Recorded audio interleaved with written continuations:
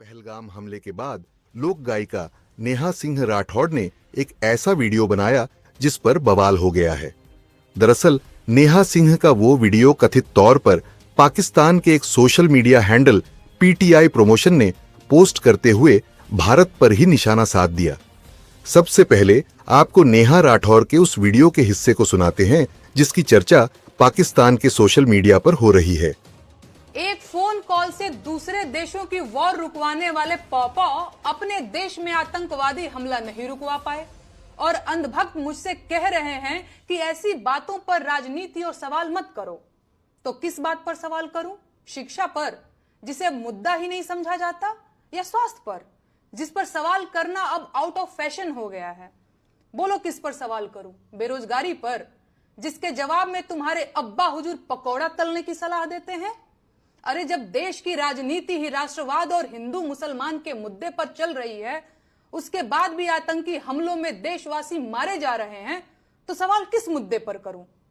56 inch की छाती पर देश के सारे मुद्दों को समेट देने वाले मोदी जी की सरकार में आतंकवादी हमले होंगे और नागरिकों की हत्या होगी, तो सवाल क्या मोहम्मद अली जिन्ना और नेहरू जी से पूछा जाएगा?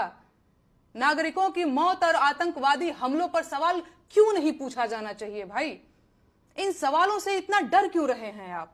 अपनी ही सरकार में हुए पुलवामा आतंकी हमले के शहीदों की मौत पर बेशर्मी से वोट मांगने वाला ये आदमी पहलगाम के पर्यटकों की मौत पर भी वोट मांगेगा और अंधभक्त इसे मास्टर स्ट्रोक बताकर वोट भी देंगे।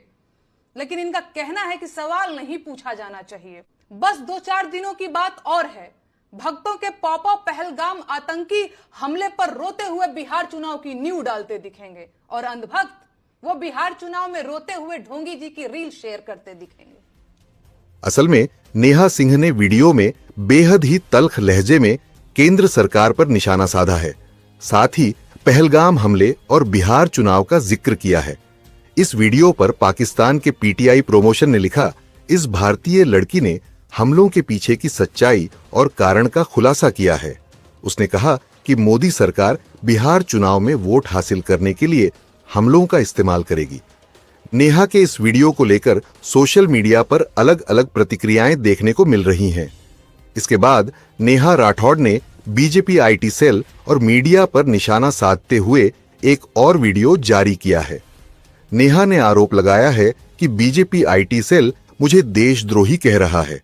भाजपा का आईटी सेल मुझे देशद्रोही बताकर ट्विटर पर ट्रेंड चला रहा है, सिर्फ इसलिए कि मैं देश के प्रधानमंत्री से सवाल पूछती हूं। ये लोग मुझे देशद्रोही इसलिए कह रहे हैं क्योंकि पाकिस्तान के किसी ट्विटर अकाउंट ने मेरा वीडियो कॉपी करके लगा दिया। भाजपा का आईटी सेल और गोदी मीडिया के बिके हुए सरकारी पत्रकार देशभक्ति का सर्टिफिकेट बांट रहे हैं।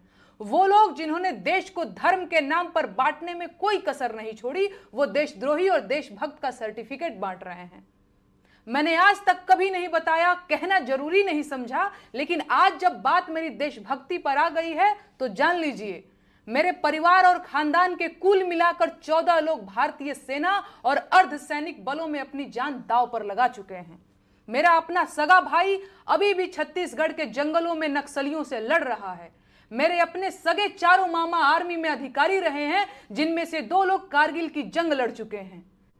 चाहे थल सेना हो या वायु सेना, मेरे भाई आज भी देश की सेनाओं में हैं और ये 2-2 रुपए के ट्रोल आईटी सेल वाले मुझे देशद्रोही कह रहे हैं।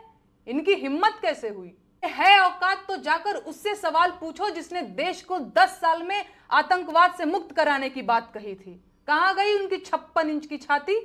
मुझे देशद्रोही कहेंगे ये बिके हुए लोग। कितने नेताओं के अपने बच्चे फौज में हैं? बताओ गिन के। पूरी भाजपा के नेताओं के जितने बच्चे फौज में होंगे, उससे ज्यादा तो मेरे अपने रिश्तेदार और परिवार के लोग सेना में जान दांव पर लगा चुके हैं।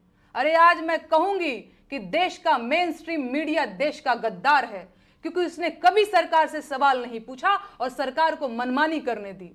वो पूछें या ना पूछें, मैं बार बार पूछूंगी कि पहलगाम में 2000 सैलानियों के लिए सुरक्षा की व्यवस्था क्यों नहीं थी?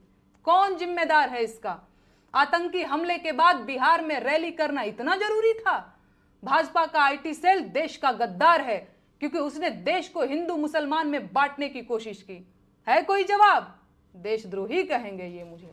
नेहा सिंह राठौड़ के ये वीडियो अब सोशल मीडिया पर जमकर वायरल हो रहे हैं। देखना होगा आगे इस पर सियासत कहां तक जाती है। न्यूज तक ब्यूरो।